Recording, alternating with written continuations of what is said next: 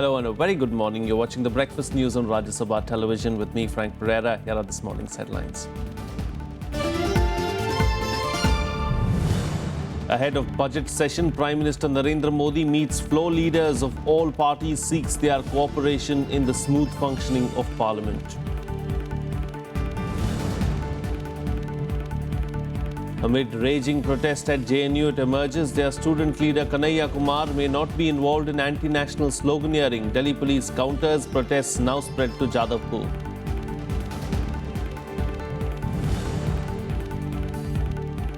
Supreme Court declines Congress petition to maintain status quo in Arunachal Pradesh, refuses to stay formation of new government in the state.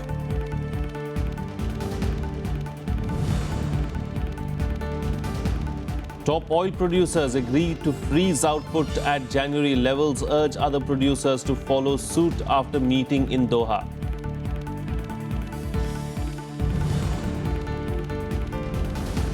And Syrian government approves aid deliveries to besieged towns. This says Turkey pushes for ground action in Syria despite no consensus among allies.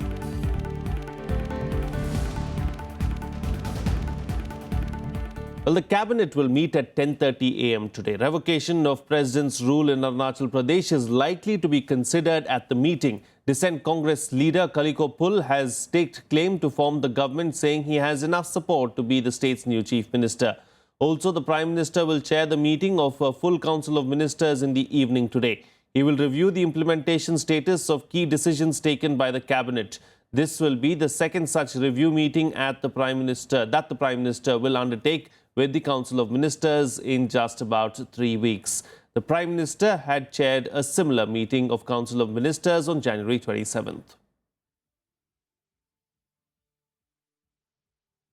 Meanwhile, the government on Tuesday assured opposition parties that it was willing to discuss all issues in the forthcoming budget session. At a meeting with the floor leaders of major political parties, the Prime Minister sought their cooperation for the smooth running of Parliament. Opposition leaders, however, raised several concerns, including the recent JNU controversy. Here's more. सभी political parties ने एक स्वर से, कुछ parties है तो जोर दे के कहा सदन चलना चाहिए, किसी परिस्थिति में सदन का गतिरोध नहीं होना चाहिए। हम तो हमेशा इस मत के हैं कि बिल पास होने चाहिए, कानून पास होने चाहिए और हर बिल मेरिट पे उसकी चर्चा होगी। The government and the opposition speaking in one voice at the end of a 2-hour-long meeting of floor leaders of major political parties on Tuesday. But at the meeting convened by the Prime Minister, that was perhaps the only point of agreement, with both sides taking up divergent positions on the JNU controversy. The government stand is an inquiry is on, let the inquiry be completed. One. Secondly, these slogans or these posters are totally highly objectionable. That has been made very clear. As for the issues of criticism of calling somebody this, somebody that, somebody calling anti-national, somebody calling parochial, somebody calling communal and all, such things should be avoided by one and all. यहाँ JNU के जो students union के president हैं कन्हैया कुमार, उन्होंने कोई भी constitution के खिलाफ या देश की एकता अखंडता के खिलाफ कोई भी ऐसी बात नहीं बताई है, तो उनको सेडिशन केस में बंद कर दिया गया है। ये अनुचित, लेकिन हमने ये भी बता दिया कि ऐसे लोग जो देश के खिलाफ है उनको हमारा कोई समर्थन नहीं, उनकी कार्रवाई करनी चाहिए। लेकिन साथ साथ ही जिन्होंने 2 साल से नेशनल एटमॉस्फेयर विशेड किया है उनके खिलाफ भी तो कार्रवाई होनी चाहिए। With just a week to go for budget session, the Prime Minister assured the opposition that the government is willing to discuss all issues on the floor of the House, even as it sought their support in the smooth functioning of Parliament. Vishal Dahiya, Rajya Sabha TV, Delhi. And some more political news now, with the Supreme Court putting no hurdle in the formation of a new government. The Union Cabinet may recommend provocation of President's rule in Arunachal Pradesh soon. The Home Ministry is said to be waiting for a report from Governor J.P. Rajkowa about the latest political situation in the state. Amid reports that central rule in the state may be revoked, Congress made a strong plea to President Pranab Mukherjee against considering any such move, saying it would amount to perpetuating constitutional illegality. A party delegation led by Ghulam Nabi Azad along with Anand Sharma and Kapil Sibal met the president and alleged that Governor J.P. Rajkoa intended to swear in dissident Congress leader Kaliko Pull as the new chief minister. The controversial actions of the Arunachal Pradesh governor were raised also by the Congress at the all-party meeting convened by the Prime Minister Narendra Modi. The apex court had refused to stay the formation of a new government in the state on Tuesday. This came a day after Congress dissident leader Kaliko Pull claimed he had enough support to be the state's new chief minister. The court also declined the Congress petition to maintain status quo in the state. Now, what is so hurry to claim for formation of government at this hour, where matter is pending before the court? They don't have any respect for our judiciary. They don't respect the law. They don't respect the Constitution of India. Who is going to form the government? Congress or BJP? Collective of all political parties cannot form a government according to 10th schedule. And we hope that the Supreme Court ultimately will do complete justice in the matter. Supreme Court has not passed any orders, either this way or that way. It has not rejected the application either. Can Governor welcome somebody to form government? Well, that's to be seen. We will see. At the moment, that situation hasn't arisen because the proclamation has not been withdrawn. So when the proclamation is withdrawn, then only the question of formation of government will arise. Moving on from politics to some economic news now, the Income Tax Department has issued a reminder notice to Vodafone over its 14,200 crore rupees tax dues. While the government says it is a routine exercise, the UK firm says that the notice shows disconnect with the Prime Minister Narendra Modi's promise of a tax-friendly environment. Revenue Secretary Hasmukh Adhya tweeted, "The notice in Vodafone case is a routine exercise of sending collection notice to all those whose dues are not stayed by any court." The IT department on February 4th sent a notice to Vodafone International Holdings BV seeking 14,200 crore rupees in taxes, which it says is due from its $11 billion acquisition of Hutchinson Whampoa's India telecom business in 2007. The matter is under international arbitration. The British telecom major has disputed the tax demand over its acquisition, arguing that no tax was due as the transaction was conducted offshore. But the IT department says that capital gains were made on assets in India. The Vodafone case relates to the retrospective amendment of the IT laws carried out by the UPA government in 2012 to overturn the Supreme Court verdict which had favoured Vodafone.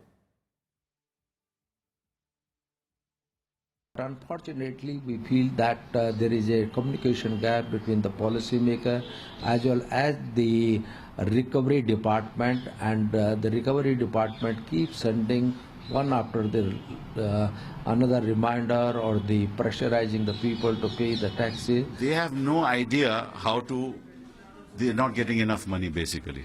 The revenues are down, collections are down, the private sector is not performing, banks have lost a huge percentage of their wealth. So they now want more money. Well, interest on short-term post office saving deposits has been cut by 0.25%, while the rate on employees' provident fund has been increased marginally to 8.8%. The Finance Ministry has cut interest rate on post office savings of 1, 2 and 3 years terms, Kisan Vikas Patra as well as 5-year recurring deposits. It has, however, left long-term instruments such as monthly investment scheme, PPF, senior citizen and girl child plans untouched. With a view to align small saving interest rates with broad-based banking rates, the Finance Ministry said that the 0.25% higher interest rate that post office savings of 1, 2 and 3-year term deposits, KVP, as well as 5-year recurring deposits earned over similar tenure government securities will be withdrawn from April 1st. The ministry also announced that henceforth the rates on small saving schemes would be revised every quarter. The move, it added, would help the economy move to a lower overall interest rate regime eventually and thereby help all, particularly low-income and salaried classes. The government has also permitted premature closure of PPF accounts in genuine cases like cases of serious ailment, higher education of children, etc. Well, the Finance Minister Arun Jaitley will present his second full-year budget later this month. The salaried class has been hoping for income tax exemptions for a long time. Experts, however, say tax benefits for individuals look unlikely. Limited fiscal space may restrict the government from doling out any income tax benefits to individual payers. Here's more.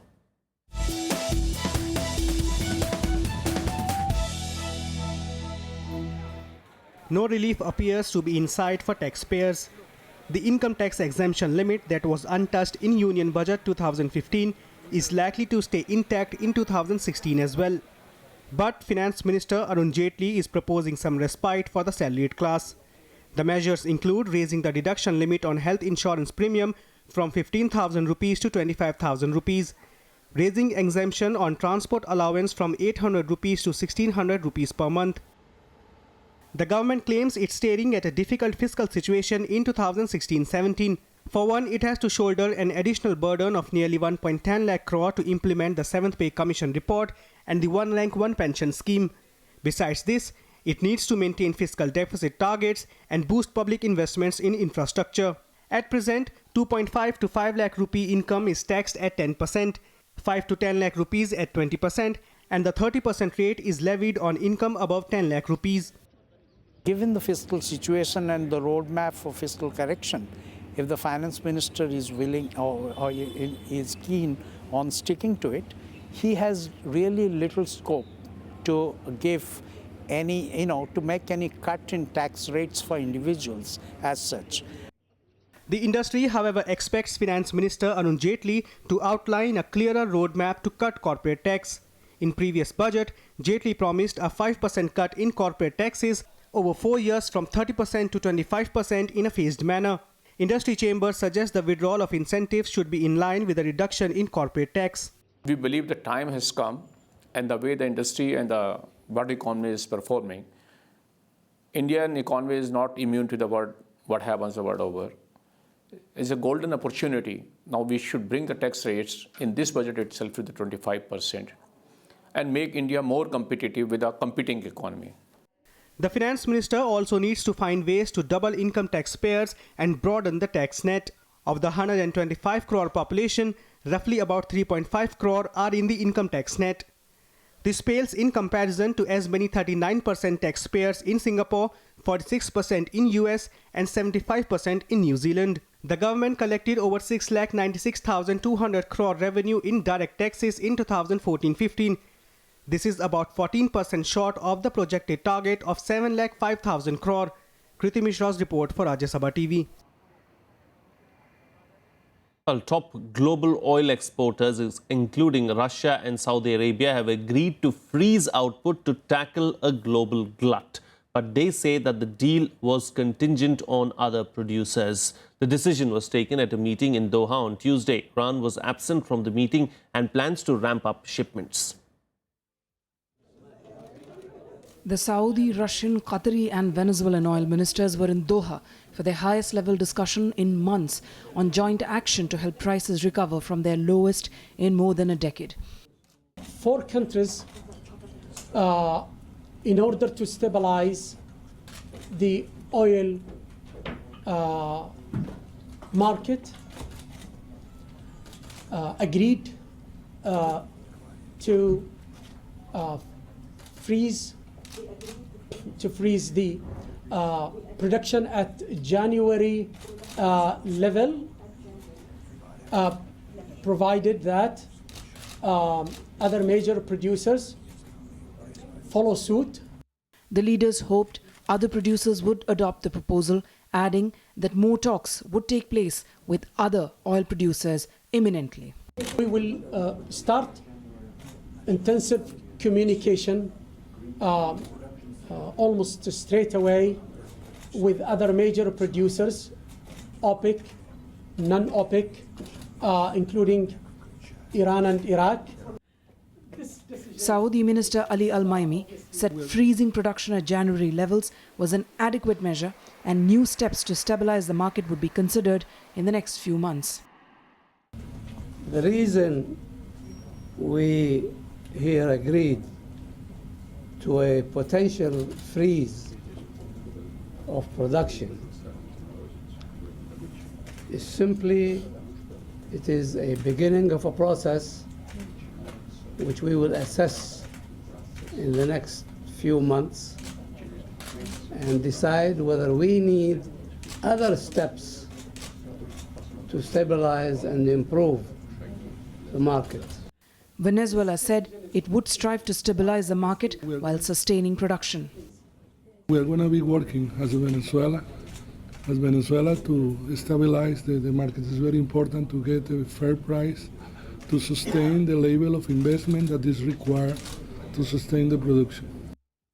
Oil prices rose to $35.55 per barrel after the news about the meeting, but later part gains to trade below $34 as expectations for an immediate deal faded. Iran has pledged to raise supply steeply in the months to come as it looks to regain market share lost after years of international sanctions, which were lifted in January.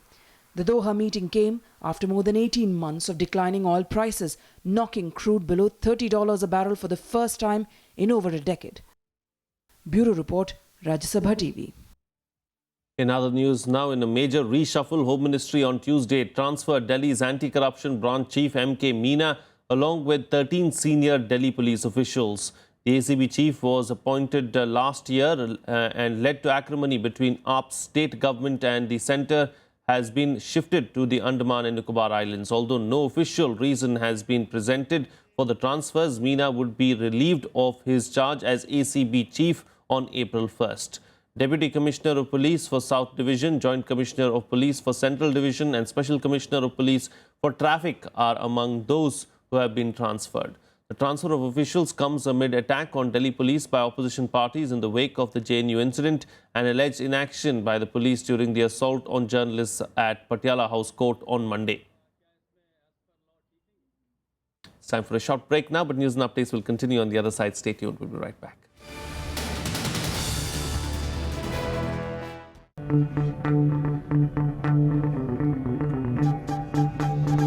Art arisen from a multi-hued cultural canvas.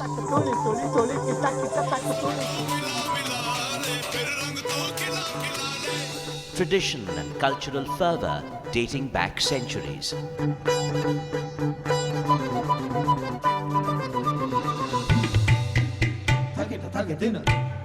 And encircling them all, there's a magic that awes. Embrace your nation's brilliant human warmth.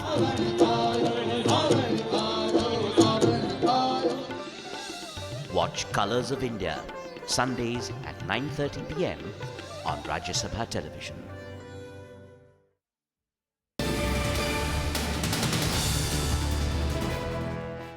Welcome back. You're watching Rajya Sabha television. Well, the 8th edition of the Delhi Dialogue hosted by India on ASEAN-India relations will begin in Delhi today.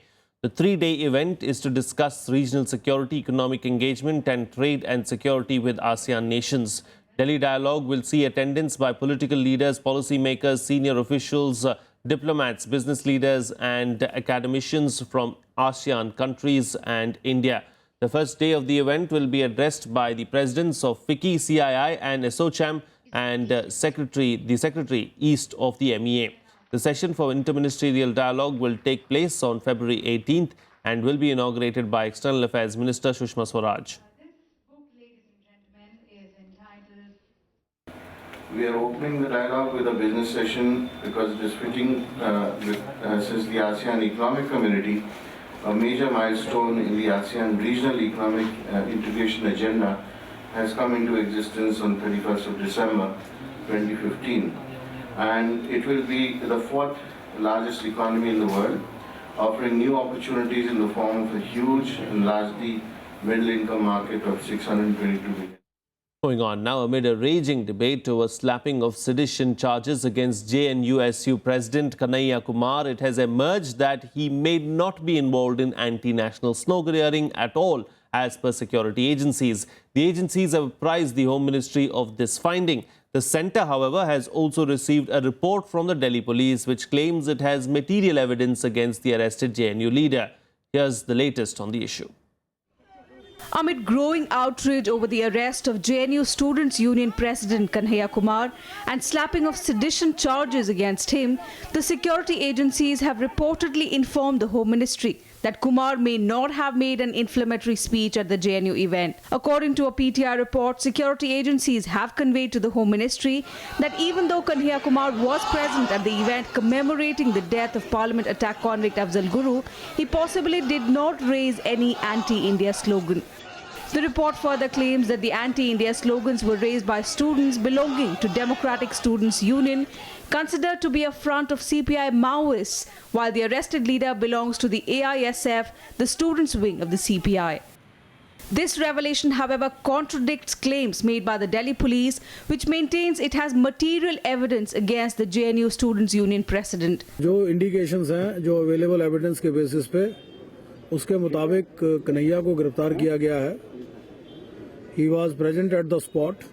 A senior police officer from Maharashtra also claims that the probe conducted so far into arrested DU professor G.N. Sai Baba's alleged Maoist links has found that both DU and JNU have a large number of left-wing radical students who are in touch with Kashmiri extremist groups. G.N. Sai Baba ये भले ही Delhi university के प्राध्यापक थे, लेकिन Delhi university और Jawaharlal Nehru university इन दोनों universities में democratic students union नाम की इनकी एक माओइस्ट फ्रंट है. ये माओइस्ट फ्रंट बड़ी एक्टिव है. Meanwhile, protests continue to escalate inside the JNU campus. The varsity teachers have also joined the indefinite strike started by students. They say they are now planning to take classes on nationalism in the university lawns. तो वहाँ कोई हथियार लेके तो नहीं गए थे. हम तो वहाँ पे कोर्ट में खड़े होकर दलील सुनना चाहते थे. हम चाहते थे कि कोर्ट का पक्ष जो है वो भी हम जानें. और क्या ये जानना दुश्वार है? Hundreds of journalists also took to streets on Tuesday, protesting against the attack on media crew outside the Patiala House Court complex on Monday. They also sought the Supreme Court's intervention in protecting freedom of speech. Why were journalists who were just there to do their job attacked in the way that they have been? मुझे लगता है कि इसमें immediate action होनी चाहिए because this is directly related to the freedom of press. The political slugfest over the JNU incident also continues. At the all-party meet convened by Prime Minister Narendra Modi on Tuesday, the opposition parties in one voice protested against the pressing of sedition charges against the JNU leader. Students Union के president हैं कन्हैया कुमार. उन्होंने कोई भी constitution के खिलाफ या देश की एकता अखंडता के खिलाफ कोई भी ऐसी बात नहीं बताई है, तो उनको सेडिशन केस में बंद कर दिया गया है. ये अनुचित. And amidst all the chaos in Delhi, the JNU fire seems to be spreading to other universities as well. On Tuesday, students of the Jadavpur University took out a torch rally and shouted slogans against the hanging of Parliament attack convict Afzal Guru. Bureau Report, Rajya Sabha TV. Well, here's a look now at what's expected to make news during the course of the day today in our segment, The Day Ahead. The Supreme Court will give an urgent hearing to a plea that seeks action against those involved in the beating up of journalists and students and teachers of JNU outside the Patiala House Court complex on Monday.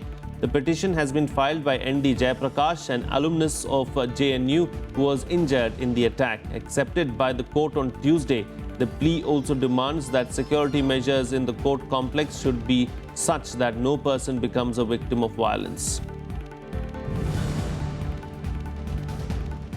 JNU Students' Union President Kanhaiya Kumar will be produced before the Patiala House Court as his two-day police custody ends today. Kumar was arrested on February 12th on charges of sedition for organizing an event inside the varsity to commemorate Parliament attack convict Afzal Guru.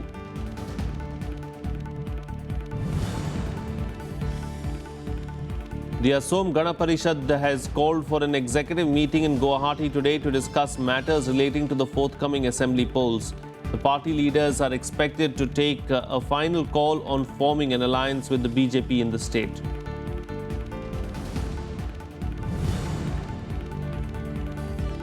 Andhra Pradesh Chief Minister N. Chandrababu Naidu will lay the foundation stone of the state's temporary secretariat near Vijayawada today. The construction of the secretariat building is expected to be completed in 4 months. 2 construction majors have agreed to complete the 6 lakh square feet of building space by June 15.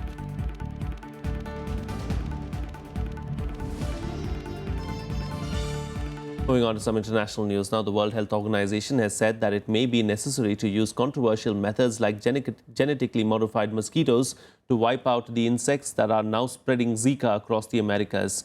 The virus has been linked to a spike in babies born with abnormally small heads or microcephaly in Brazil and French Polynesia. The WHO has declared Zika a global emergency, even though there is no definitive proof it is causing the birth defects. Next week, WHO Chief Dr. Margaret Chan will travel to Brazil to discuss Zika and microcephaly with the country's health minister and other officials. In a statement, WHO said that its advisory group has recommended further field trials of genetically modified mosquitoes following trials in the Cayman Islands to fight dengue, where sterile male mosquitoes were released to mate with wild females. WHO said previous experiments in releasing sterile insects had been used by other UN agencies to control agricultural pests. Environmentalists have previously criticized the genetically modified approach, saying it's impossible to know the long-term effects of wiping out an entire insect population. Meanwhile, the Syrian government has approved aid deliveries to besieged towns. The UN said starving town of Madaya, one of the worst hit, is their priority. Meanwhile, Turkey wants Syrian ground operations, but there is no consensus among allies as of now. US President Barack Obama has ruled out a major offensive in Syria. Here's more. One of the points agreed by the world leaders in Munich put into action. Now the starving towns in war-torn Syria will receive aid deliveries. 7 areas have been marked by the UN which need dire attention. Syria accepted the terms after talks with UN Special Envoy Staffan de Mistura in Damascus on Tuesday. 500,000 Syrians live in besieged areas. We have been particularly talking about the issue about humanitarian unhindered access to all besieged areas, not only by the government but also by the opposition and by ISIL. And we will have another follow-up meeting today.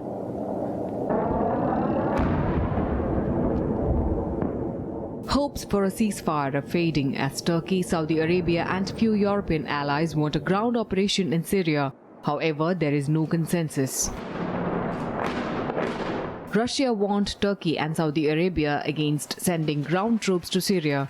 Turkey also came under fire from the UN as Security Council expressed concerns over Turkish shelling of Kurdish positions in Syria. Meanwhile, US President Barack Obama said Russia's involvement in Syria points to the weakness of Assad's government. Putin may think that he's prepared to invest in a permanent occupation of Syria with Russian military. That's going to be pretty costly. That's going to be a big piece of business. What would be smarter would be for Russia to work with the United States and other parties in the international community to try to broker some sort of political transition. The Turkish government is responsible of trading with ISIL, buying oil, gas and artifacts from ISIL, facilitating the movement of this trade, illegal, illegitimate trade of artifacts and gas and oil through Turkish territory, ending into some European capitals. Heated words between the West and Russia has cast a shadow of doubt on a deal to enforce a nationwide ceasefire later this week. The Syrian UN ambassador Bashar Jafri also spoke in line with Assad during a closed-door Security Council meeting on Tuesday as he asked who would guarantee that the terrorists would respect the so-called ceasefire. However, the truce, which does not apply to jihadist groups, is expected to come into force later this week. Bureau Report, Rajya Sabha TV.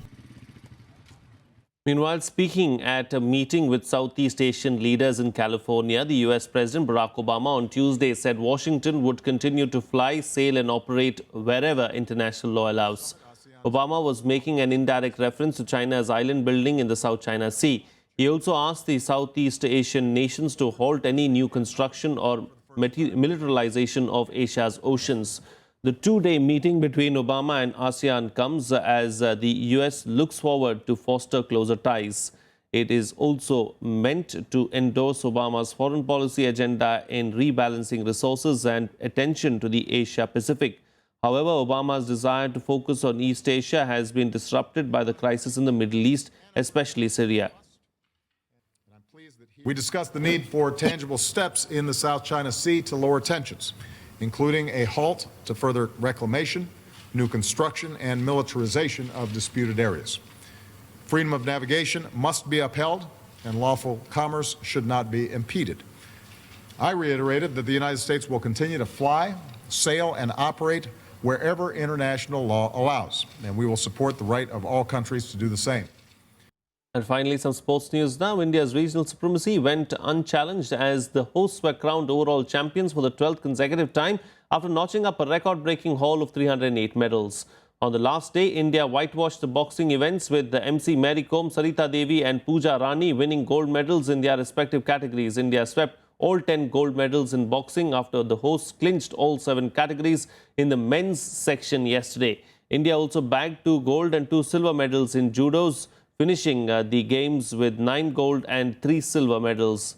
Union Minister for Sports and Youth Affairs Sarbananda Sonowal declared the games closed at a glittering closing ceremony held at the Sarosajai Stadium in Guwahati. He also handed over the games flag to his counterpart of Nepal, the country which will host the next edition of the event in 2018. India broke their own medals record at this year's games. Their final tally came to 188 gold, 90 silver and 30 bronze. Sri Lanka were at a distant second with a total of 186 medals, including 25 gold.